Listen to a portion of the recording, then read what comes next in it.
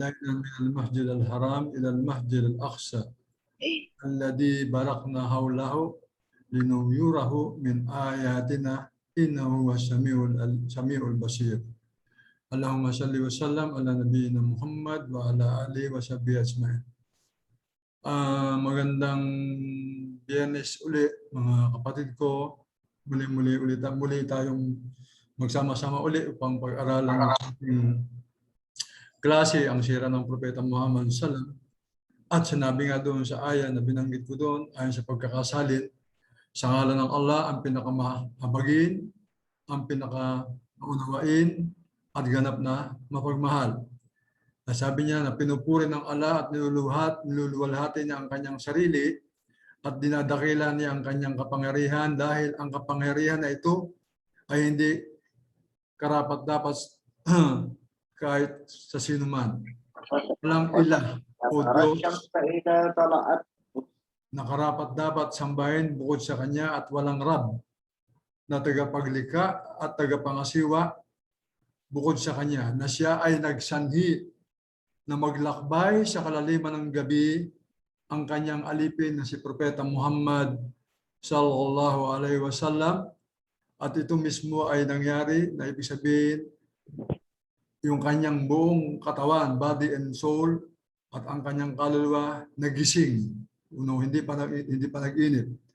At hindi ito natutulog mula sa Masjid al-Haram sa Makkah patungo sa Masjid al-Aqsa sa Baitul Maqdis sa Palestine, na kung saan biniyayaan ng Allah ang kapaligiran nito ng mga pananim, mga bunga at iba pa.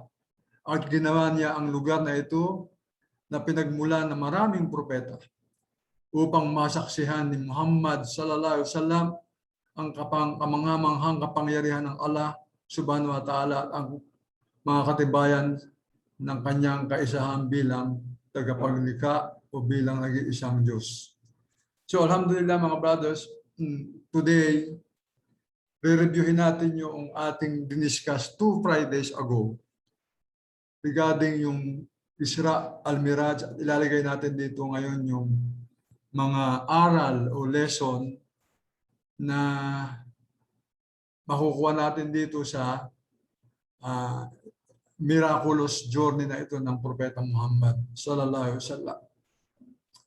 Nasabi nga doon, itong paglalakbay na ito ng Allah subhanahu ng Propeta Muhammad sallallahu alaihi wasallam ay parang pabor o regalo ng Allah subhanahu wa ta'ala directly from him, from Allah to Prophet Muhammad sallallahu alaihi wasallam.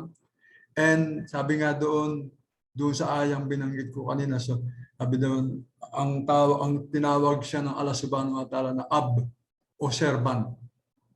At ang pangalan o title na Ab o servant ay title na with highest honor given to the best of creation, si Prophet Muhammad sallallahu alaihi wasallam. Okay?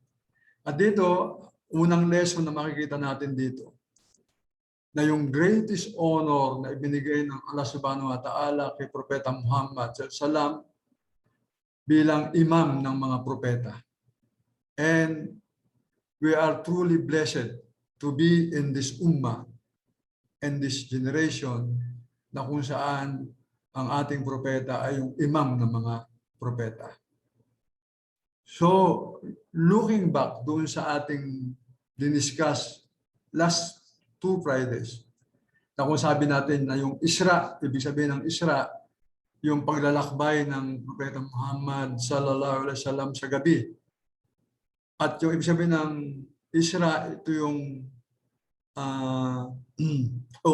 sabihin naman ng Miraj. Ito yung paglalakbay niya o yung pag-rise up o yung ascending, yung pag-ascend niya from Masjid al-Aqsa hanggang sa kalangitan. So sabi doon, re-review natin ng konti, sa umpisa, nasabi doon sa hadith na dumating ang Angel Jibril kay Propeta Muhammad sallallahu alaihi wasallam somewhere sa near the Kaaba, And sabi doon sa ibang narration, Jibril presented a cup or a bowl. Uh, uh, he has with him a bowl, and then biniyak niya yung binuksan niya yung dibdib ng Propeta Muhammad sallallahu alaihi wasallam, kinuha doon yung puso at hinugasan doon sa bowl, meron doong Zamzam water ayon sa narration, at hinugasan ng Angel Jibril doon ang puso sa pangalawang pagkakataon, yung unang pagkakataon nung siya ay bata. Sa pangalawang pagkakataon, at dito, he took out the prophet's heart and he cleaned it and he put yung iman doon sa kanyang puso. And then it was, binalik ito sa Propeta Muhammad SAW at sila ay para maghanda sa paglalakbay. And then sabi doon, Angel Jibril, he brought with him an animal called Al-Buraq. Okay? Which was, sabi sa description, yung Al-Buraq, it is smaller than a mule and larger than a donkey. Okay? And sabi doon, yung bilis niya, yung one hoop, yung isang hakbang ng burak na ito, could reach as far as the eye could see. Ganun siya kabilis. And when the Prophet sallallahu alaihi wasallam mounted him, yung sumakay siya doon, yung Al-Buraq, tumalon siya, and sabi nga doon, with Angel Jibril, madali siyang nag-travel, and then hanggang makarating sila doon sa unang kalangitan. Okay? Doon sa Masjid Al-Aqsa sa Palestine. Mula muna sa Makkah hanggang sa Palestine. And then sabi doon sa narration, pagdating nila sa Palestine, sa Masjid Al-Aqsa, itinali ng Propeta Muhammad sallallahu alaihi wasallam ang Al-Buraq, yung hayop na yon, sa isang poste, and then they pumasok sila, they went inside the masjid and prayed 2 raka', okay, of Tahiyatul Masjid. And then the Prophet saw Prophet Musa, nakita nila si Prophet Isa, nakita nila si Prophet Ibrahim, and they prayed all together. Okay? So dito, ang lesson dito is, baka mukha nang binigay ko kanina na, dito ang patunay na ang Propeta Muhammad sallallahu alaihi wasallam ay leader ng mga propeta. At ito, patunay din ito na ang lahat ng propeta, ang relihiyon nila, Islam. Kasi sama-sama silang nagdasal sa Allah Subhanahu wa Ta'ala at merong imam at yung ibang mga propeta nasa likod niya, and they prayed to Allah Subhanahu wa Ta'ala. Yun ang mga patunay na ang tunay na relihiyon ay Islam at ang lahat ng propeta ay sumasamba lamang sa nag-iisang Diyos. So dito sa pangyayari na yon, na kung saan naglakbay sila, nakarating sila ng Masjid Al-Aqsa. Ang unang lesson dito as regards Aqidah, okay, that Allah is above all creation. Kasi nung magmula sa Makkah papuntang Masjid Al-Aqsa, hanggang makarating sila sa unang kalangitan, pangalawang kalangitan, hanggang ikapitong kalangitan, hanggang sa Sidratul Muntaha. This proves that Allah is above His creation. Na hindi siya, He is not within the creation. Kasi marami nagtatanong yan, where is Allah? Diba? So, doon sa pangyari niya, ang Propeta Muhammad sallam, he went to the sky, sa heaven, and he spoke to Allah subhanahu wa ta'ala on the 7th heaven, and then he was given yung obligasyon ng pagdarasal. And sabi nga niya, sabi ng Propeta Muhammad sallam, nung makarating ako doon sa pinakamataas na kalangitan, I could even hear the sound of the pen. Nadidinig daw niya yung panulat. Okay? Alhamdulillah. So dito, as I said, unang Aqidah lesson dito, Allah is above His creation. He is not among us. Okay? So how could we prove this? So it is proven sa Quran at saka sa Sunnah, okay, na at saka yung consensus yung tinatawag na isma, yung mga yung consensus ng early generation na ang Allah subhanahu wa ta'ala, He is above His creation, separate from His creation. Kasi, di ba kanina binabanggit ko, pag tinanong mo ang mga tao, Bismillah. Halimbawa, nung dati tayong Kristiyano, and even today, if you ask the Christians, where is God? Sabi nila, God is everywhere. God is everywhere, which is false. It's wrong. So sa Islam, una, itinatag ng Allah subhanahu wa ta'ala yung kanyang kinalalagyan. Sabi niya, He is over His throne. Nandun siya sa kataas ng kanyang trono that befits His majesty.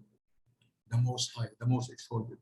That He is above all things and there is nothing above Him. Sabi niya doon.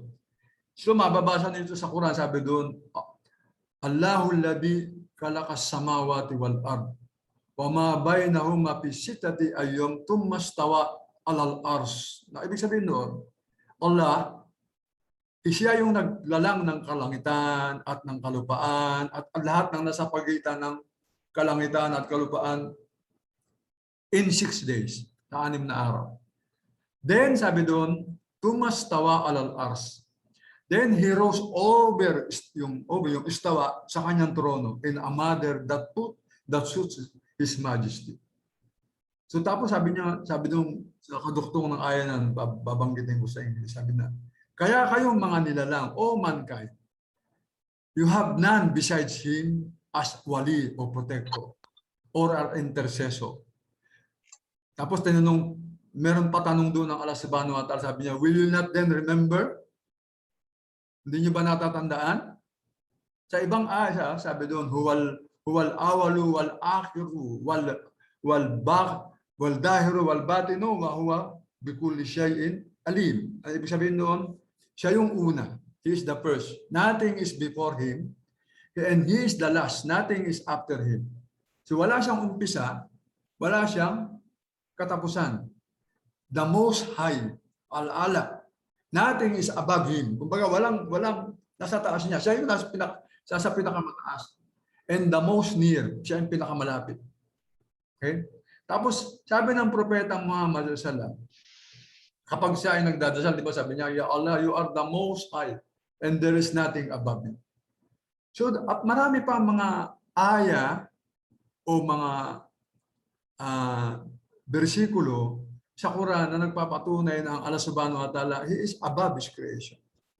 Kaya yung paglalakbay ng propeta Muhammad sallallahu alaihi wasallam magmula sa kalupaan hanggang sa kalangitan, ito yung patunay that Allah is above the heaven.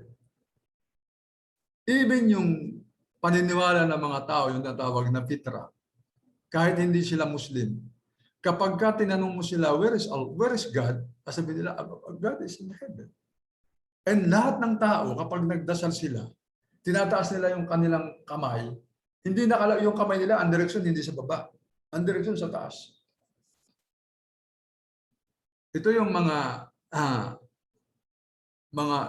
konti pa lang yan sa mga dalil na mababasa nyo sa Quran. Tapos ang pangalawang tanong doon, sabi niya, kasi pag tinanong mo sila, God is everywhere. Sa Islam, hindi. Sa Islam, kung ano yung in-explain ko kanina, that Allah is above His creation. Tapos sabi niya doon, alam tara anallaha ya'lamu ma fis samawati wa ma fil ard.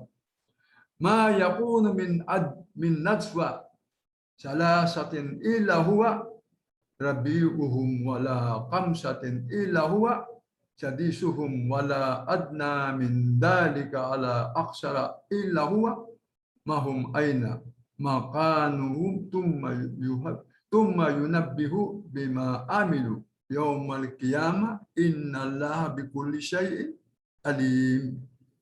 So sabi doon, hindi nyo ba, have you not seen that, hindi nyo ba alam o hindi nyo ba nakita that Allah subhanahu wa ta'ala, alam niya yung whatsoever is in the heavens and whatsoever is in the earth. Okay? Sabi niya, there is no najwa, na walang secret council o bulungan o pag-usap ng sekreto ng dalawa, and he is the three. Or yung tatlo, but he is the fourth. Ibig sabihin, yung knowledge ng alam niya lahat yung knowledge, alam niya lahat by his knowledge while he is above his throne. Okay? So kaya dito sabi doon, pagka tinanong ang mga Muslim, so where is Allah? Allah is above his creation, separated from his creation, and he knows everything by his knowledge. Yun ang sagot kapag tinanong tayong mga bagong Muslim, where is Allah subhanahu wa ta'ala? Hindi yung Allah, hindi yung God is everywhere. Kasi pagka in-apply mo yung God is everywhere, meron sa banyo, meron sa kusina, meron sa kwarto, meron sa movie house, meron sa mall, ang dami ng Diyos noon. Doon nakikita nyo kaagad yung pagkakaiba ng katuruan ng Islam bilang patutuo sa kaisahan ng Diyos o ng Allah subhanahu wa ta'ala kumpara doon sa maling katuruan ng mga nakagisnan o ayaw iwanan ng mga tao kahit ito ay mali, kahit na dumating na sa kanila yung tamang katuruan. And then sabi pa doon, huwal ladhi khalaqa as-samawati wal ard fi sittati ayyam thumma istawa 'alal arsh ya'lamu ma ya'liju fil ladhi wa ma yakhruju minha wa ma yanzilu minas sama wa ma yakhruju fiha wa huwa ma'akum aina ma kuntum wallahu bima ta'maluna basir. Na ibig sabihin nun, diniscribe na naman yung kanyang sarili. Sabi niya, it is Allah who created the heavens and the earth in 6 days. Okay? And then He rose over yung istawa, the throne, in the manner that suits His majesty. He knows, sabi niya, what goes into the earth and what comes forth from it, yung lumalabas sa daigdig, and what descends from it, what descends from the heaven, and what ascends thereto. And He is with you by His knowledge. Ito yung dalil. He is with us by His knowledge, wheresoever you may be. So alam ng Allah subhanahu wa ta'ala, hindi kailangan ang Allah subhanahu wa ta'ala is with us. He is with us by His knowledge. Dahil kung susundan natin yung binabasa natin o yung diniscuss natin previously, how great is Allah? If He is above His creation, sabi nga doon, pag pinagsama-sama mo yung lahat ng creation na yan, yung kalupaan, yung kalangitan, yung pangalawang kalangitan, pangatlo, pangapat, panglima, hanggang pito.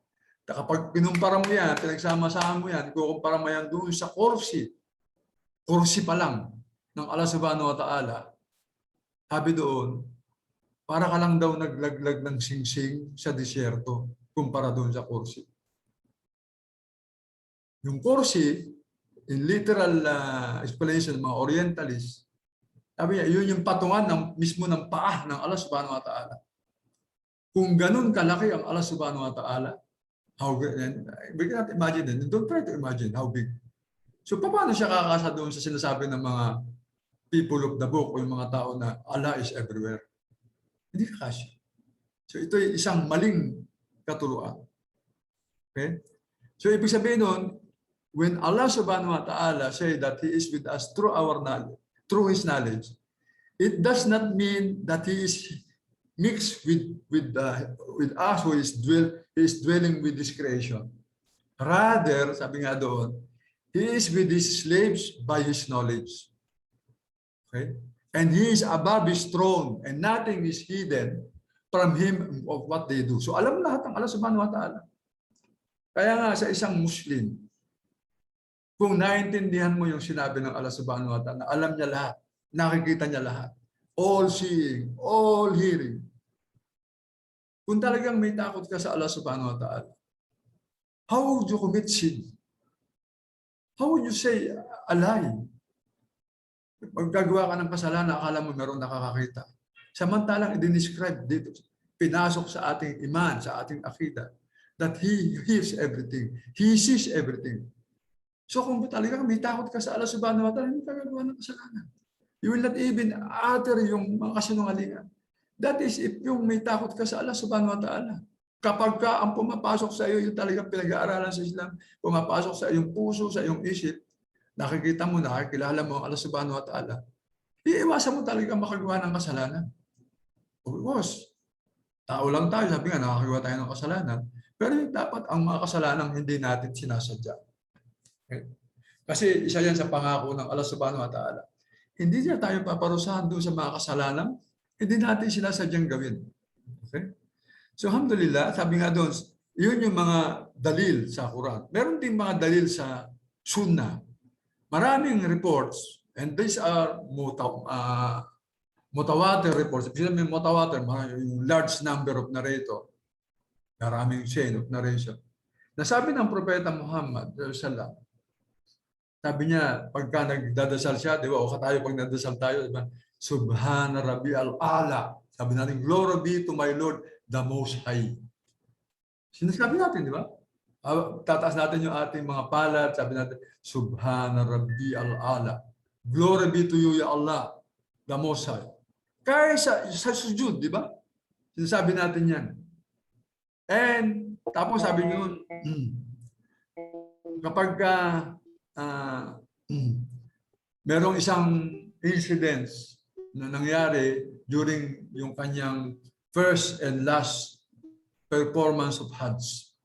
Nung inipunan niya yung mga Hujjaj sa Arafah, yung kanyang sermon, yung farewell pilgrimage, sabi niya, tinanong niya yung mga tao doon, di ba? Sabi ng Propeta Muhammad sallallahu nung sinabi niya yung mga message, sabi niya, have I not conveyed the message? Hindi ko ba naipalaganap ko ba yung mensahe? And lahat ng mga tao doon, sabi nila, yes. Sabi niya, for that 3 times inulit yun. Yes, you have conveyed the message. Tapos ano sabi ng Propeta Muhammad sallallahu tinaas niya yung kanyang daliri, tinuro niya sa taas. Sabi niya, oh Allah, you bear witness. You bear witness. So yung pag-point ng Allah, ng Propeta Muhammad sallallahu up to the sky, and then yung mga tao na they point their fingers to the sky, this proves na ang Allah subhanahu wa ta'ala is above the heaven. Wala siya sa lupa. Di ba? So alhamdulillah, marami pang mga narration sa mga sunnah na ganyan. Meron pang, if you remember, merong isang minsan may na-meet ang Propeta Muhammad sallam na isang babae. And she is a slave. And tinanong siya, sino ako? Sabi niya, ikaw ang propeta ng Allah subhanahu wa ta'ala. Tapos sabi niya, Allah is above. So sabi doon, di ba? Sabi doon, palayain siya kasi she is a believer. Pangalawang lesson dito sa Isra wal Miraj, okay? That Allah cannot be seen in this life. Hindi niyo makikita ang Allah. Hindi natin alam makakakita sa Allah subhanahu wa ta'ala dito sa daigdig. Kasi yung incident na ito ng Isra wal Miraj, sabi nga, regalo ito ng Allah subhanahu wa ta'ala kay Propeta Muhammad sallallahu alaihi wasallam, okay? And sabi nga doon, nung umakyat siya doon, marami nagtanong sa kanya, nakita ba niya ang Allah? Even Aisha, tinanong si Aisha radhiyallahu anha, nakita ba ng Propeta Muhammad sallallahu alaihi wasallam ang Allah subhanahu wa ta'ala? Anong sagot ni Aisha? Wala. Ang sino ang magsabi na nakita ng Propeta Muhammad sallallahu alaihi wasallam ang Allah subhanahu wa ta'ala by his eye, he or she is kadab. Sinungaling siya. Kasi hindi niya, sabi doon sa narration, ang nakita ng Propeta Muhammad sallallahu alaihi wasallam, all move, light. So hindi niya nakita, wala sinabing nakita niya mismo ang Allah subhanahu wa ta'ala. And sabi nga, mayroong mga 5 bagay na unseen na hindi makikita ng nilalang dito sa daigdig. Sa kanal natin i-discuss yun kasi hindi natin sabi. Kaya doon nga, ang tanong doon, sabi ng Propeta Muhammad, ang sagot niya, how could I see Allah subhanahu wa ta'ala?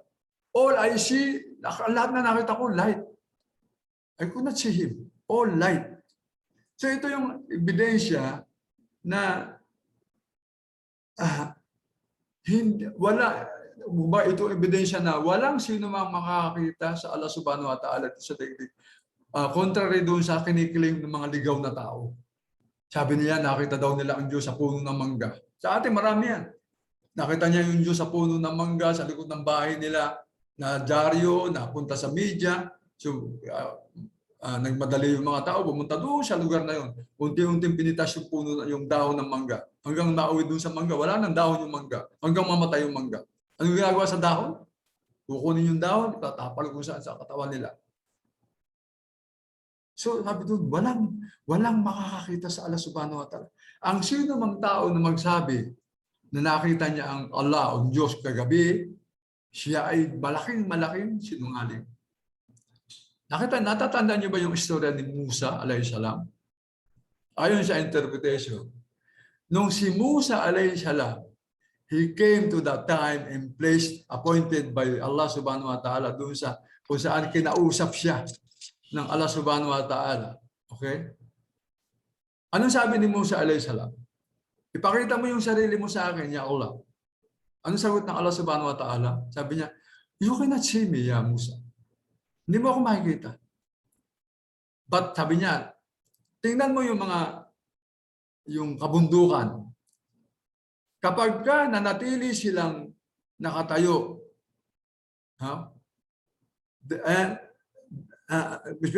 pagka nanatili silang nakatayo o still on this place, then you shall see me.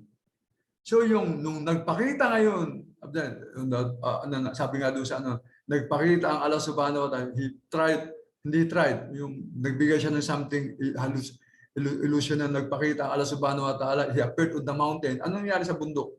Nag-collapse yung bundok. It turns into dust. At si Musa, nawalan siya ng malay. Okay? Unconscious siya. Then ano sabi ni Musa? When he recovered his senses, sabi niya, Subhanallah. Subhanallah. I turn to you in repentance, Ya Allah. I am the first of the believer. Sabi doon. And for a while, could you please give me a 1-minute break? Pasensya na, may sakit kasi ako. 1-minute break ka.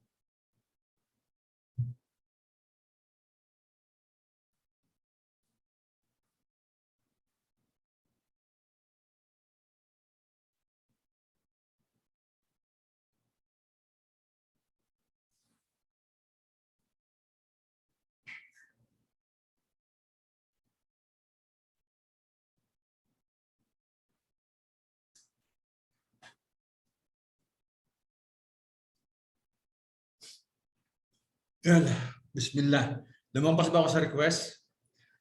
1 minute. I'm sorry. Okay. As a reminder, brothers and sisters, itong mga nire-relay ko sa inyo na mga lesson sa pangyayari na ito, this is to be believed without doubt. This should be a part of our iman. Okay? Na hindi tayo po pwedeng magduda dito sa mga narrations na ito. Kasi nung nangyari ito sa Makkah, hindi ito natanggap ng ibang tao sa Makkah. At marami doong apostate. They turned their back magmula sa Islam, bumalik ulit sila sa kadiliman. Kasi ayaw nilang maniwala na ang Propeta Muhammad sallallahu alaihi wasallam ay naglakbay ng a part of the night from Makkah to Jerusalem. to the heaven. So dito sa pangyayari na ito, another lesson here is that Allah has the power to do all things. Wallahu kulli shay'in qadir. Na He showed, ang Allah subhanahu wa ta'ala, pinakita sa buong sanlibutan. Okay? Yung nakita ng Propeta Muhammad SAW, yung mga unseen, part of the unseen, na beyond the capability of any mankind, even the jinn. Even the jinn, they cannot even go up doon sa mas mataas sa unang kalangitan, as I remember. Ang mga jinn, hanggang doon lang sila sa mabababang kalangitan, saan nakikinig sila doon sa mga kung ano yung pinag-uusapan ng mga anghel, tapos bumababa sila, binubulong nila yun sa mga kaibigan nila dito, mga magician, mga salamangkero. So yung lesson dito na ang Allah subhanahu wa ta'ala, He can do anything. He can do everything. Okay? Kahit na magtulong-tulong pa yung mga tao, yung mga jinn at lahat ng creation, they cannot even go beyond the first heaven. They cannot even go beyond that, over that first heaven, unless Allah wills it. Nasa Quran yan. Kaya sabi nga, kaya lang nakarating ang tao sa buwan, sa kapahintulutan ng Allah subhanahu wa ta'ala. Another lesson dito sa miracle na ito, okay, na sinabi doon, that as regards Aqidah, that no one shares the authority of Allah. Sabi, wala siyang partner. Na sabi doon, wala doon si Jesus, wala doon sinasabi nilang si Isra, wala doon sinasabi ng mga ibang Diyos-Diyosan. Yung incidents ng Isra wal Miraj from Makkah to Masjid al-Haram, okay, hanggang from Makkah o yung Masjid al-Haram hanggang Baitul Maqdis, tapos yung first, second, third, fourth, fifth, sixth, seventh heaven. Yung meeting ng Propeta Muhammad sallallahu alaihi wasallam with the prophets na mentioned, and his meeting with Allah subhanahu wa ta'ala, his visit to the heaven, pinakita sa kanya yung hell, hanggang makabalik siya sa Makkah. This all happens by the permission of Allah subhanahu wa ta'ala. Okay. Yan ang matututunan natin dyan as regards Aqidah. Nothing happens without the permission of Allah subhanahu wa ta'ala. And sabi nga doon, even the prophet, nung kinukwento niya yung hadith na ito, yung paglalakbay niya sa kalangitan, he never mentioned na there are any other people around present with him. Wala ibang tao doon, kundi siya at saka yung nabanggit ng mga propeta. And sabi nga doon, dito patunay na Allah subhanahu wa ta'ala controls, He has the controls of all the affairs of the world. Yung kanyang sinatawag na Tauhid ar-Rububiyyah. Wala nagko-control niya kundi ang Allah subhanahu wa ta'ala. Even to the detail na sinabi doon, na nung papasok sila sa gate, di ba, pumakatok muna sila.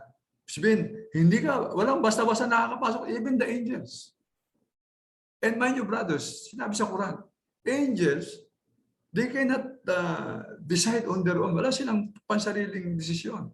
Bago sila gumalaw, hihingi pa sila ng permission sa Allah subhanahu wa ta'ala. Sa Suratul Qadr yan, di ba? Sinabi ng Allah subhanahu wa ta'ala. Tapos, another lesson doon. Where is my phone? What is the time? Okay, another lesson. Na ang Propeta Muhammad sallallahu alaihi wasallam was taken from earth, body and soul, kamukha din ng pagkuha ng Allah subhanahu wa ta'ala kay Isa alayhi salam. So, binanggit din sa Quran that we Muslim, ang paniwala natin na Isa alayhi salam, hindi siya pa siya namamatay. He was taken up by Allah subhanahu wa ta'ala alive, body and soul. And kung saan siya ngayon, only Allah knows. Na ang Propeta Muhammad sallam, yung when he went to Miraj, body and soul. Kasi sabi ng iba pa, nag-init. Hindi. Ito, body, yung buo niyang katawan, kasama yung kanyang kaluluwa. At walang po pwedeng makapaglakbay ng ganito kundi sa pakintulong ng Allah subhanahu wa ta'ala.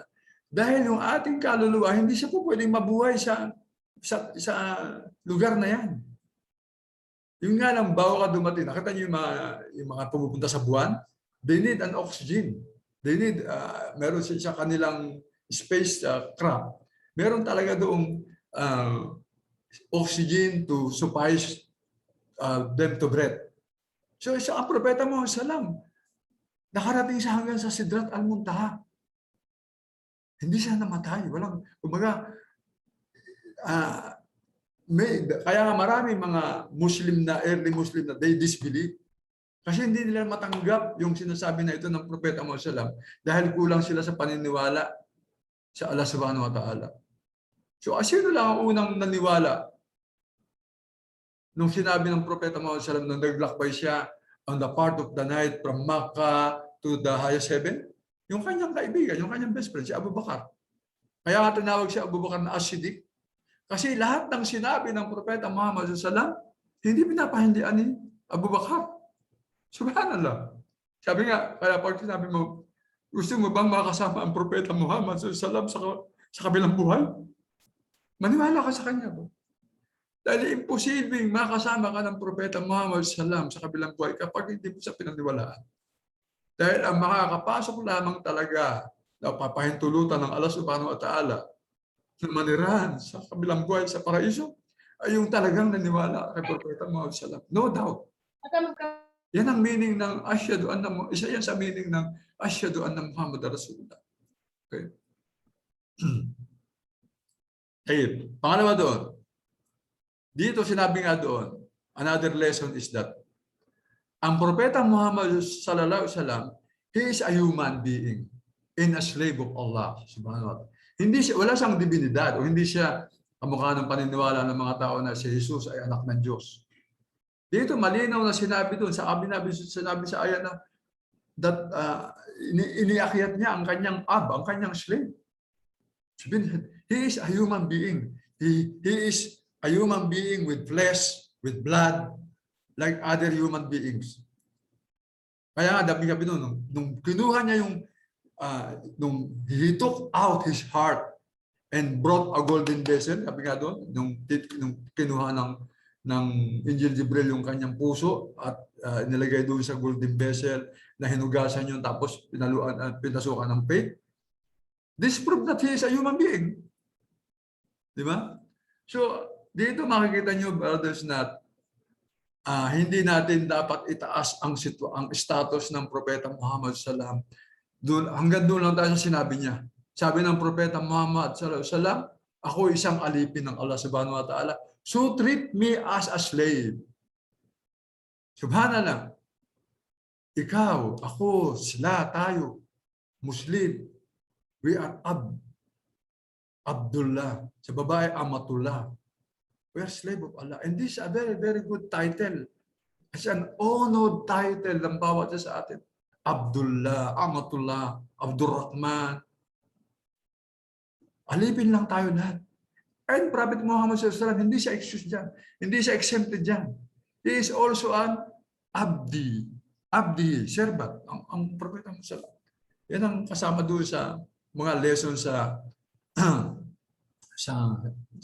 Isra. Na he is a human being who worship Allah subhanahu wa ta'ala, and he is a human being to be followed because he is appointed by Allah subhanahu wa ta'ala. He is chosen by Allah subhanahu wa ta'ala as the last prophet. And we know that nobody should make Muhammad sallallahu alaihi wasallam and Allah as equal. Hindi sila pwede ng status. Okay? Yan ay part yan ng akida ng bawat Muslim. And then sabi doon, that speech of Allah is true. Kasi nadinig ng propeta Muhammad sallam sa kalangitan, ba? Sa Sidratul Muntaha. Sabi niya, nakipag-usap sa kanya ang Allah subhanahu wa ta'ala, nadidinig lamang niya yung speech. Sabi doon, that the speech of Allah subhanahu wa ta'ala was heard by Prophet Muhammad sallam, and as it was heard by Musa alayhi salam. Diba?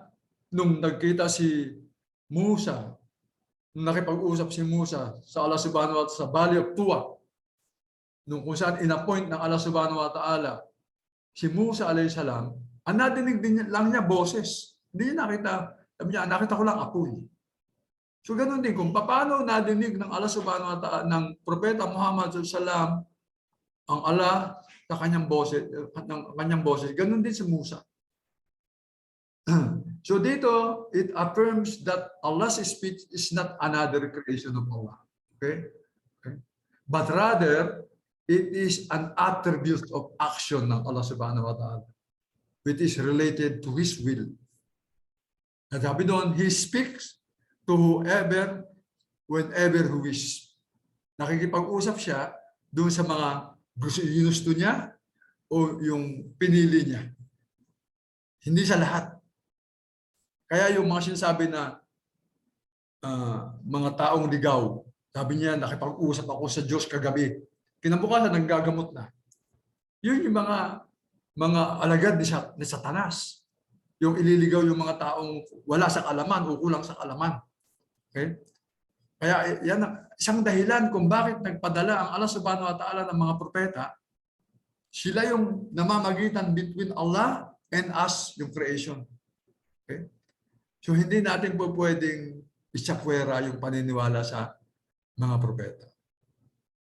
Another lesson dito, brothers and sisters, ito matindi ito. Another lesson na iniwan sa atin dito, yung belief in the unseen.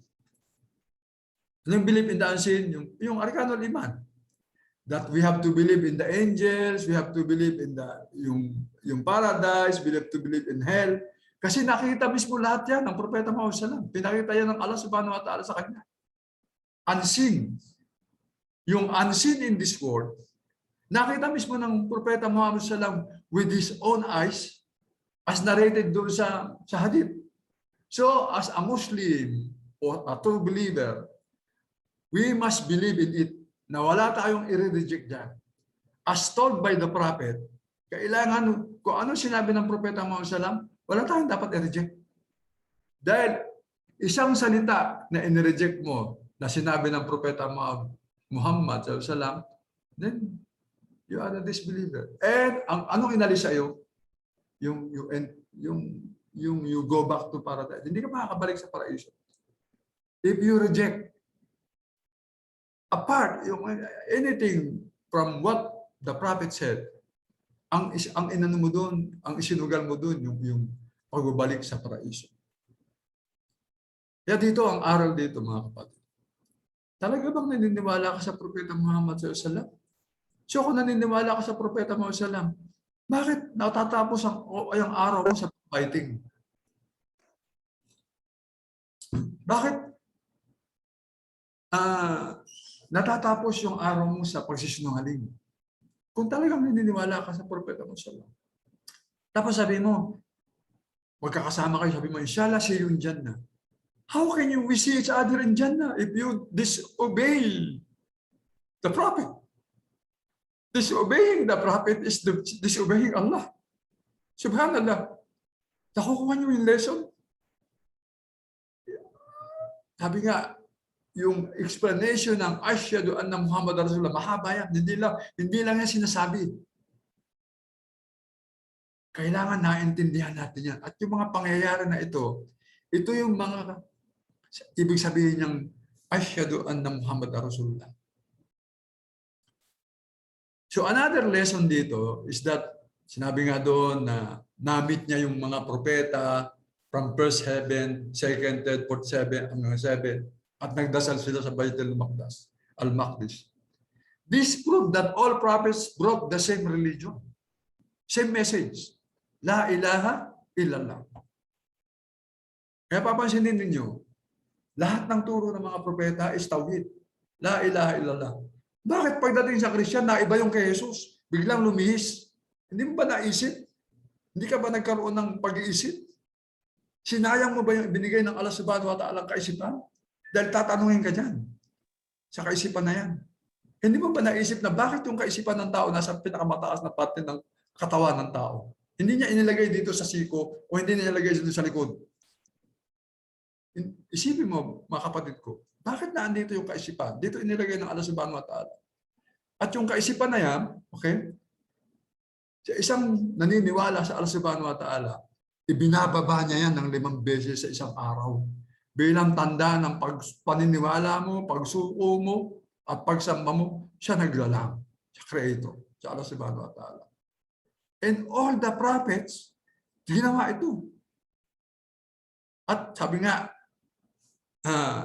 wala tayong itinatangi o itinataas o distinction between them all. Sila Muslim, we are all Muslim. We all submit to Allah subhanahu wa ta'ala. And all these prophets, sabi nga doon, previous prophets, lahat sila, sinabi nila na ang dadating na huling propeta of this nation, ang propeta Muhammad sallallahu alaihi wasallam. Di ba? Kasi kung binalikan nyo yung paliwanag na they met on the status of the heaven, lahat sila when they make salam to each other, di ba? Welcome my brother, sabi niya gano'n. Umiyak pa nga si Musa alayhi salam, di ba? Sabi niya, bakit tinanong siya ni Muhammad sallallahu alaihi wasallam, bakit ka umiyak kaya brother Musa? Tapos sabi ni brother Musa, ni Prophet Musa, kasi hindi ako makapaniwala na merong isang dadating na after me, na batang-bata, pero yung kanyang followers is more than me. Kasi ang akala ni Musa, marami na yung kanyang followers. And even if you read yung Quran, most of the story sa Quran, almost kalahati, story, kasama doon yung pangalan ni Musa alayhi salam. So dito, ibig sabihin dito, that all this prophet, okay, they foretold, yung pagdating ng propeta Muhammad, yung kahuli-huli ng propeta, kasi Muhammad alayhi salam. That Prophet Muhammad is the final messenger of Allah subhanahu wa ta'ala. Okay? Anong proof that he is the final messenger of Allah? Yung pagsasala nila sa Masjid Al-Aqsa. Yung naging imam doon, yung nag-lead doon, ang propeta Muhammad sallallahu alaihi wasallam. It symbolizes yung completion ng message ng Allah subhanahu wa ta'ala. Yung message ng Allah subhanahu wa ta'ala to there is no one to worship but him.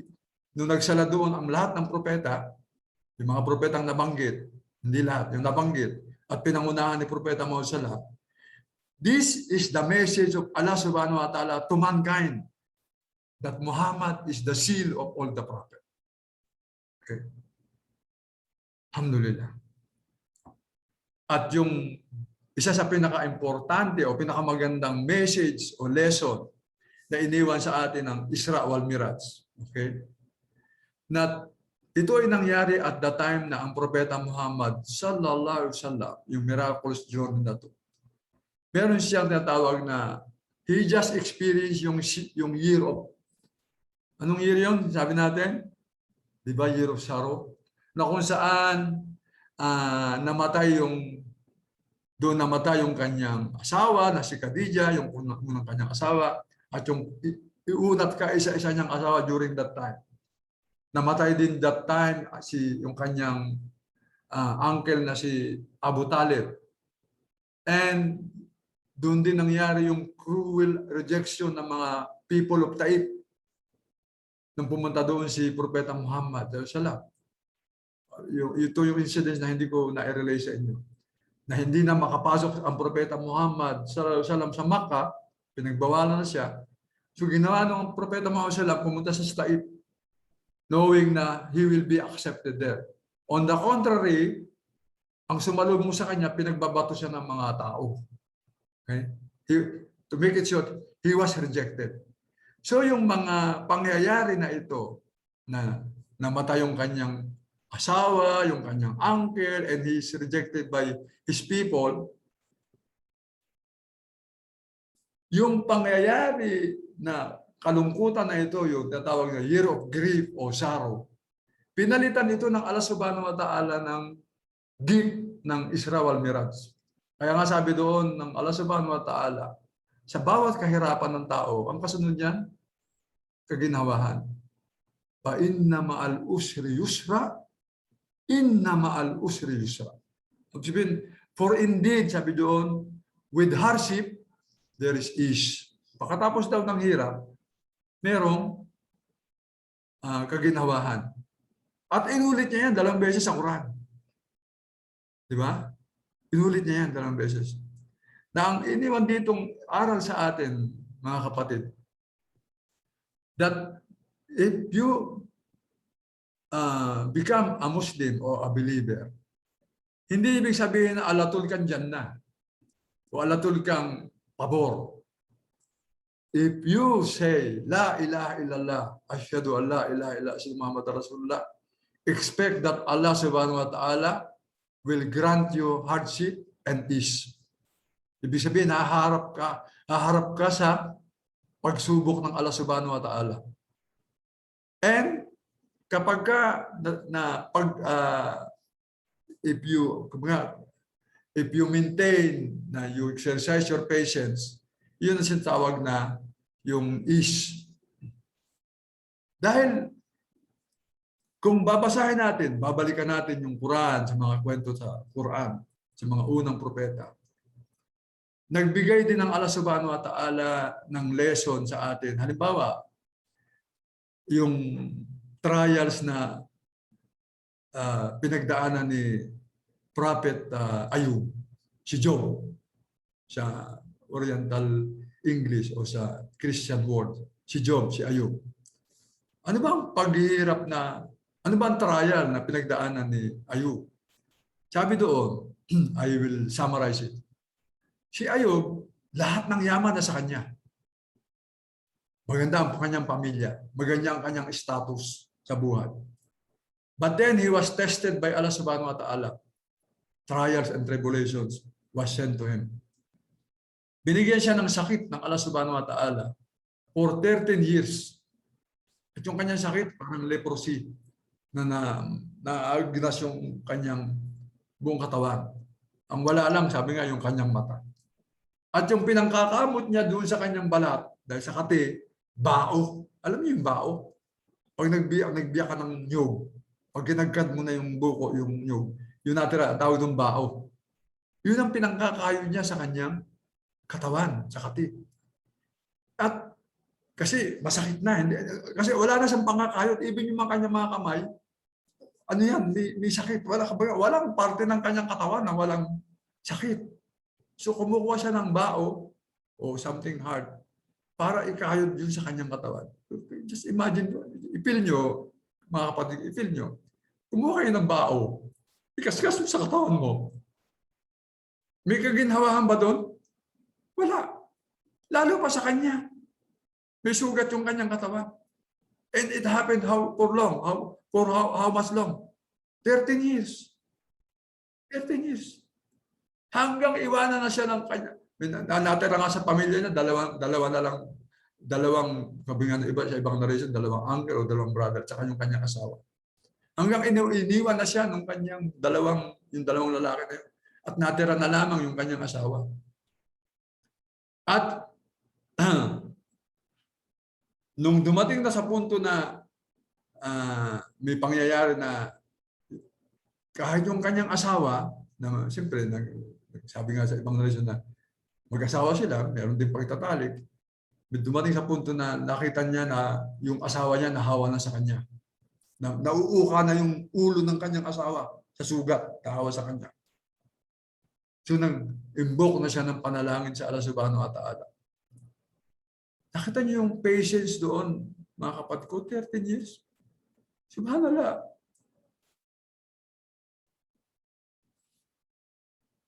Ako nga, 2 weeks lang, may naramdaman ako. Almost sumuko ako eh.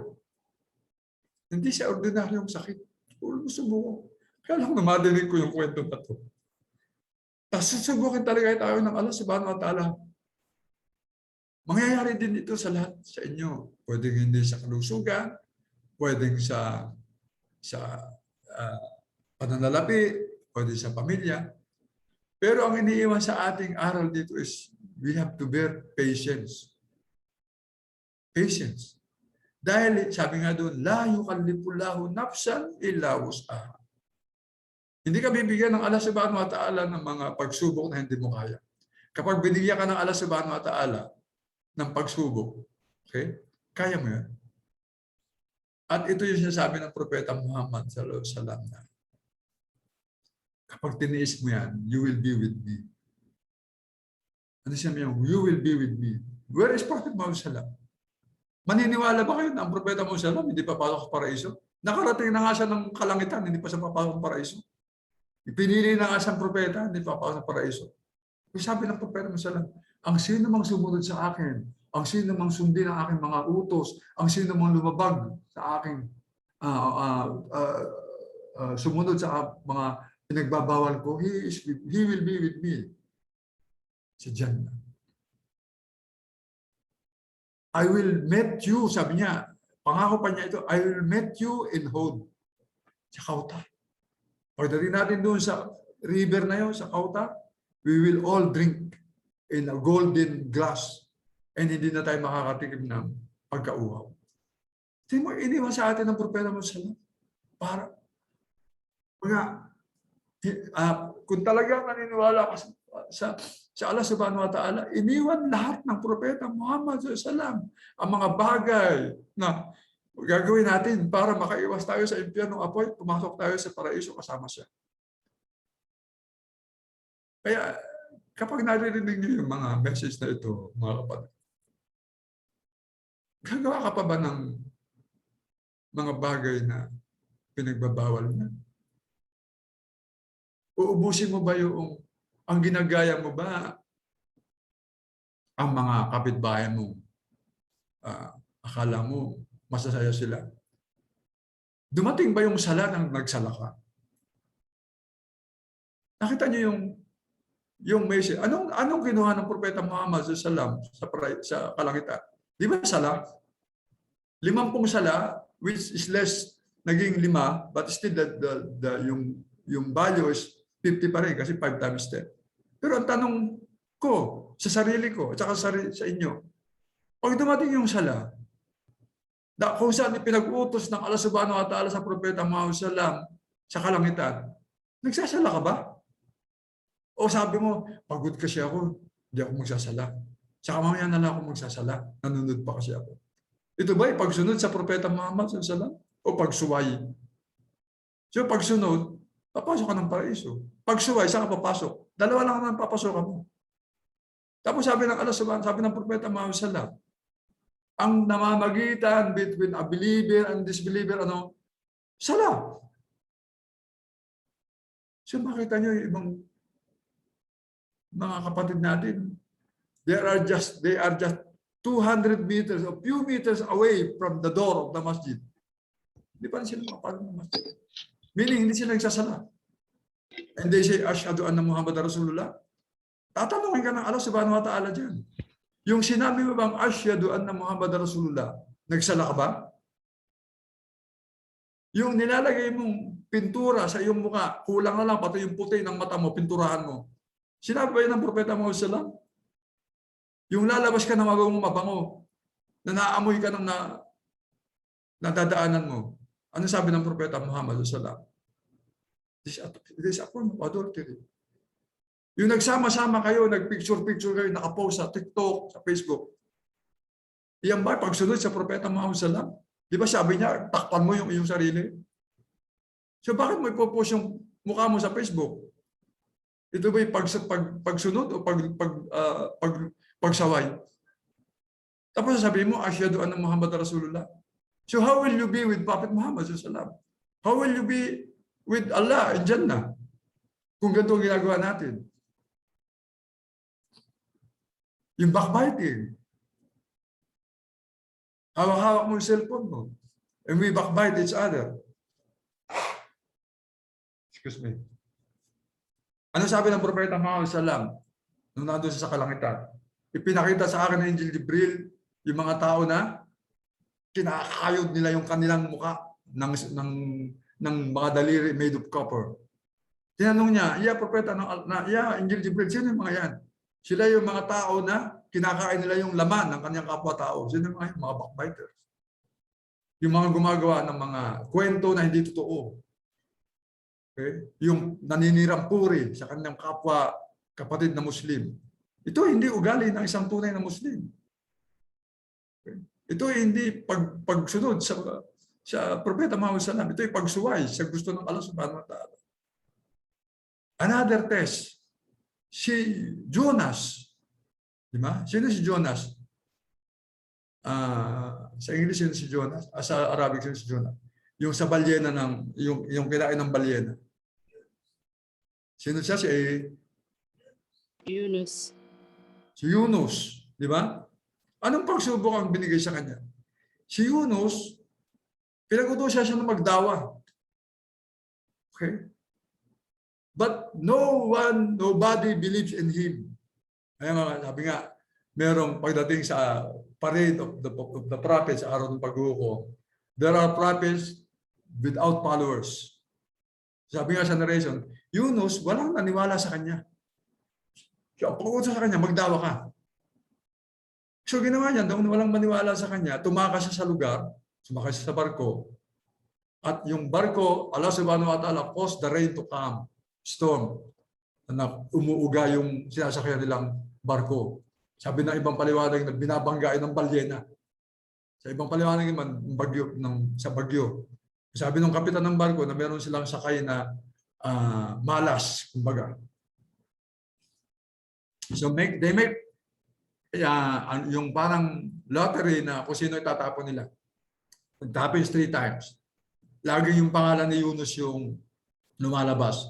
Hanggang inihagi si Yunus doon sa karagatan. At anong nakakuha ni Yunus sa karagatan? 3 layers of darkness. Yung kadiliman ng gabi, yung kadiliman doon sa kalaliman sa loob ng balyena. Okay? At sasabing kadiliman sa barsa. Pero tingnan mo yung yakin na meron si Yunus, yung kanyang paniniwala, yung talagang yakin niya, yung paniniwala niya sa Allah subhanahu wa ta'ala. Ano yung panalangin niya? Sabi niya. Ano yung panalangin? Sino nakakalam ng panalangin? Subhanallah. La ilaha illa anta subhanaka inni kuntu minadh dhalimin. Yun ang sinabi niya doon sa loob ng tiyan ng balyena. Nung marinig yun ng creation on the sea, sabi ng mga yun ay panalangin ni Yunus. So hinanap nila si Yunus. Ang nadidinig na panalangin doon, La ilaha illa anta, tawhid. Subhanak, praising Allah. Subhanak, inamin niya ngayon yung kasalanan niya, inni kuntum minadh dhalimin. Ako ay nagkamali, ako ay isa sa mga gumawa ng wrongdoing. Di ba? Nakita niyo yung kanyang yakin, napapatawarin siya ng Allah subhanahu wa ta'ala. Hindi siya bumigay. Matinding pagsubok yun. Another pagsubok kay Prophet Ibrahim. Si Prophet Ibrahim, nung sinubok siya ng Allah subhanahu wa ta'ala, magmula sa pamilya na, sinusubok na siya ng Allah subhanahu wa ta'ala. Sa Makkah, pumunta siya sa Makkah, nandun siya nagkaanak siya, tapos pinag-uutos sa kanya yung sacrifice yung kanyang anak, yung kanyang kaunang, hanggang dumating doon sa, hindi siya pinaniwalaan ng kanyang mga tao, hanggang susunugin siya. Inihagis siya doon sa apoy. Anong sabi nga sa ibang narration? Nung inihagis na si Ibrahim sa apoy, they have to use the catapult. Hindi basta inihagis doon. Catapult. Sabi doon, sa ibang narration, sabi niya, may anghel na nagpakita sa kanya, gusto mo bang iligtas kita? Ano sabi ni Ibrahim? Kung ikaw ang magliligtas sa akin, no. Kung ang Allah subhanahu wa ta'ala, yes. So anong ginawa ng Allah subhanahu wa ta'ala? Pinag-utusan niya yung kanyang apoy. Ano sabi niya sa apoy? O apoy, maging mapayapa ka kay Ibrahim. Bardan, masalamat. Maging malamig ka kay propeta, kay Ibrahim. Bardan. And then, ano sinabi niya? Wasalaman. Maging malamig ka at maging matahimik ka. Sabi doon, kung sinabi lamang na bardan, baka mamatay naman siya sa lamig. Malamig, at saka salam, ligtas si Prophet Ibrahim. So anong doon? Si Ibrahim, inihagi sa apoy, may nag-offer ng tulong ang anghel, sabi niya, kung sa'yo galing, hindi. Kung sa Allah subhanahu wa ta'ala. So alhamdulillah dito, mga again, ulitin ko, reminder sa akin o sa iyo, na expect, mga brothers, mga kapatid ko, expect something na trials from Allah subhanahu wa ta'ala kapag if you say that, if you truly say that, la ilaha illallah. Maraming bersikulo yan sa Quran na hindi ibig sabihin na nag-Muslim ka lahat ng pabor nasa iyo na hindi ka nasusubukan ng Allah subhanahu wa ta'ala. Dadaan ka sa pagsubok.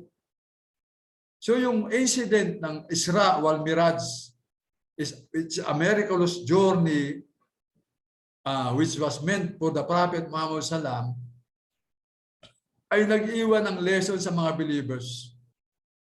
And one of the lesson here is that truly lahat ng pangyayari na ito na nangyari kay Propeta Muhammad sallallahu alaihi wasallam sa pagbibiyahe na ito, yung kanyang nakita, lahat ng kanyang tinanggap, ito ay dapat paniwalaan ng bawat Muslim. Wala tayong i-reject dyan. Okay? Dahil ang sino mang mag-reject o hindi mo pinaniwalaan ang isang mga bagay na nangyari dyan, then papanagutan mo yan sa Allah subhanahu wa ta'ala. Okay? Mga tatanungin ka niya ng Allah subhanahu wa ta'ala, ano ang masasabi mo sa tao na ito na ipinadala ko sa inyo? Yun ang pangatlong tanong. Hindi yung tanong na minrabok, hindi ganun ito. Ang authentic doon, ano ang masasabi mo sa tao na ito na ipinadala ko sa inyo? Kaya importante sa bawat Muslim na makilala niya kung sino yung tao na yun. Sino yung tao na yun? Si Muhammad sallallahu. Dahil ang aspeto ng pamumuhay sa daigdig ay tinuro sa atin ng Propeta Muhammad sallallahu alaihi wasallam. Kaya doon sa mga kapatid ko na easy tayo sa buhay, be serious. Start to be serious in your life. Kasi hindi natin alam if tomorrow we'll still see each other. So if you truly believe na you want to be with the Prophet sa hereafter, ngayon pa lang, try it.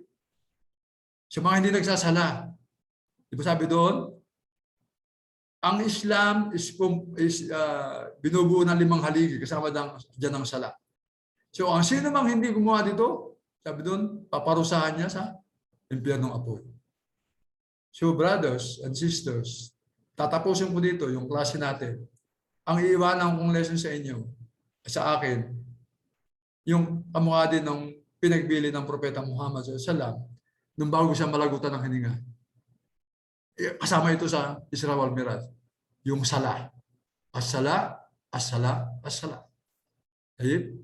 So, inshallah, hanggang dito na lang muli. Magkita-kita ulit tayo sa next Friday. Sa Subhanaka Allahumma bihamdik. Asyhadu an la ilaha illa anta astaghfiruka wa atubu ilaik.